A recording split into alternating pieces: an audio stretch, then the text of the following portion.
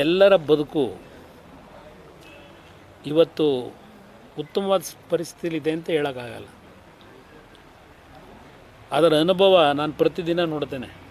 ಇನ್ನು ನಿನ್ನೆ ಒಂದು ಸಾಯಂಕಾಲ ನಮ್ಮ ಶಾಸಕ ಮಿತ್ರರದೊಂದು ಸಭೆ ಕರೆದಿದ್ದು. ಆ ಸಂದರ್ಭದಲ್ಲಿ ಒಂದು ಹಳ್ಳಿ ಮುಕ್ತ ರೈತ ಒಬ್ಬ, ಅವ್ರ ಮಗ ಇಬ್ಬರು ಬಂದರಪ್ಪ. ನಾನು ಮುಖ್ಯಮಂತ್ರಿಗಳಿಗೆ ಹೇಳ್ತಕ್ಕಂಥದ್ದು, ನಾನು ಇದರಿಂದ ತೃಪ್ತಿ ಪಡಬೇಡಿ, ಇನ್ನೂ ಭಾಳ ಕೆಲಸ ಇದೆ ದೇಶದಲ್ಲಿ, ರಾಜ್ಯದಲ್ಲಿ. ಅವರ ಮಗನಿಗೆ ಬೋನ್ ಮ್ಯಾರೋ ಟ್ರಾನ್ಸ್ಪ್ಲಾಂಟ್ ಆಗಬೇಕು, ದುಡ್ಡಿಲ್ಲ, ಸರ್ಕಾರದಿಂದ ಅವ್ರಿಗೇನು 5 ನಯಾ ಪೈಸೆ ಸಿಕ್ಕಿಲ್ಲ. ಸ್ವಂತ ಒಂದು ಮನೆಯನ್ನು ಕಟ್ಕೊಂಡಿದ್ದ, ಆ ಮನೆ ಮಾರಾಟ ಮಾಡಿ 22 ಲಕ್ಷಕ್ಕೆ ಮಾರಾಟ ಮಾಡಿ ಆ ಮಗನ ಉಳಿಸ್ಕೋಬೇಕು ಅಂತ ಹೇಳಿ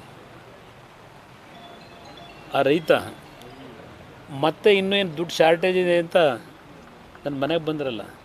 ಇದೊಂದು ಉದಾಹರಣೆ ಕೊಡ್ತಾಯಿದ್ದೀನಿ. ನೆನ್ನೆ ಸಾಯಂಕಾಲ ಆಗಿರೋದು. ರಾಜ್ಯ ಹೇಗಿದೆ ಅನ್ನೋದಕ್ಕೆ, ಸಮಾಜ ಏನಿದೆ ಅಂತಕ್ಕಂಥದ್ದು ಹೇಳ್ತಾ ಇದ್ದೇನೆ. ಇದೆಂಥದ್ದು ಜಾತಿ ಗಣತಿ ಅವೆಲ್ಲ ಆಮೇಲೆ ಮಾತಾಡ್ಕೊಳ್ಳೋಣ ನಿಧಾನಕ್ಕೆ. ಪರಿಸ್ಥಿತಿ ವಾಸ್ತವಾಂಶ ಏನಿದೆ ಅಂತ ಹೇಳಿ. ಕೊನೆಗೆ ನಾವೇನು ತೀರಾ ನನ್ನ ಮನೆಗೆ ಬಂದಾಗ ನನ್ನ ಹತ್ರ ಇರುತ್ತೋ ಇಲ್ವೋ, ಏನೋ ಒಂದು ರೀತಿಯಲ್ಲಿ ಅವರಿಗೆ ಅಂಥ ಒಂದು ಸಂಕಷ್ಟ ಇರ್ತಕ್ಕಂಥವ್ರಿಗೆ ಸಹಾಯ ಮಾಡ್ತಕ್ಕಂಥದ್ದನ್ನು ನನಗೆ ನಮ್ಮ ತಂದೆಯಿಂದಲೋ ನಮ್ಮ ತಾಯಿಯಿಂದಲೋ ಕಲ್ತ್ಕೊಂಡಿದ್ದೇವೆ.